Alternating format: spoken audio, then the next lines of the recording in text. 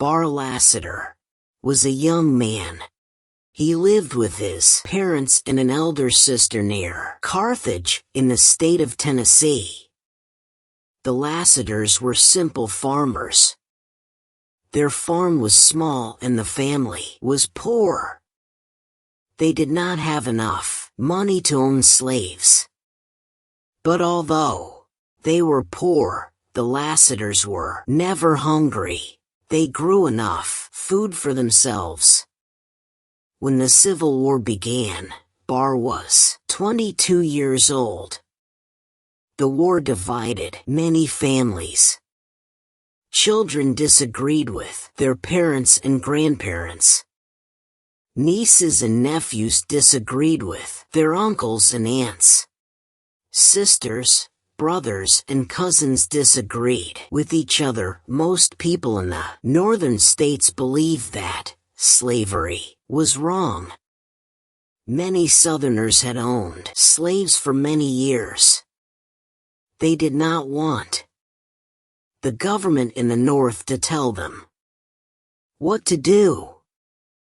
Bar Lassiter supported the Unionists. The rest of his family supported the Confederates. Bar could not live in the house, and he did not want to fight for the Confederate Army. He wanted to join the Union Army. When he left the farm, Bar's family did not try to stop him, and they did not say goodbye. Bar joined the Union Army and became a cavalryman. The two armies fought in the northern states and then the southern states. Bar did not return to Carthage for 2 years. That part of Tennessee had first been controlled by the Union Army. Then it was controlled by the Confederate Army. Now the Unionists were in control again. Many farms and plantations in the South were destroyed. A terrible battle had been fought near Carthage. Many men from both armies had been killed. Bar spoke to his commanding officer. "Sir, my home is near here," he said. "I want to see my family. May I visit them?" "You can have 2 days' leave," the officer replied. Bar Lassiter walked across the fields near Carthage, toward his home. It was late in the afternoon when the young man reached his family's farm. The shadows were becoming longer and darker. Before he reached the farmhouse, the sun had set. "Will my family welcome me?" he asked himself. "I've been away for 2 years. Have they changed their minds about the war? War changes many things. I've seen and done many terrible things. I'm only 24, but I feel like an old man." The moon was now shining in the dark sky. Bar walked up to his home. No light shone from the windows, and the door was wide open.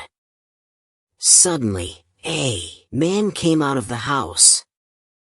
"Father," the young man called out. "Father." The man looked at his son, but said nothing. He turned around and went back into the house. Bar was very disappointed. He was not welcome in his own home. But he entered the house and went into the kitchen. His mother was sitting by the fireplace. No fire was lit and no food was cooking. The fireplace was filled with cold, black ash. "Mother," the young man called out. "Mother." She looked at him, but she did not speak. Bar moved closer. He wanted to put his hand on his mother's shoulder. Then suddenly Bar's sister came into the room. She looked at her brother, but said nothing. She turned around and left. Bar turned back to his mother. But she had left the room too. His family did not want him there. Bar walked to the front door and looked outside. The moonlight shone on the garden. The long grass moved slowly backward and forward. It looked as if it was moving underwater. The wind blew and the trees and their black shadows moved. It was a sad and strange scene.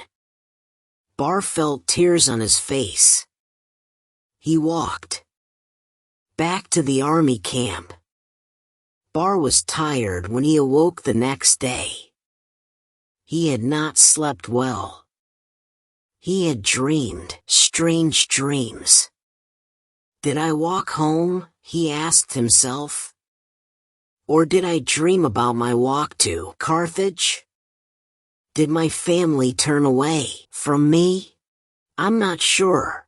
I must go back to the farm. He had not walked far when he met his friend Bushrod Albro. Bar had known Bushrod for many years. They had attended the same school. I'm going home, said the cavalryman. I'm going to visit my family. Bushrod looked quickly at Bar, but said nothing. Bar did not notice his friend's silence. He continued talking. I know that my family haven't changed their minds, he said. But there have been changes, Bushrod said. I'll go with you. We can talk as we go. Bushrod did not talk on the journey. He was silent until they reached the farm. Instead of a farmhouse, the two friends found only broken walls that had been burned by fire. All the doors, windows, and furniture had burned. They had become black ash. Bar stared in astonishment. I didn't know how to tell you the truth, said Bushrod. A year ago, there was a battle here. Your house was hit by Yankee shells. There was a fire. And my family, where are they? They're in heaven, I hope, replied Bushrod. They were all killed when the house was destroyed.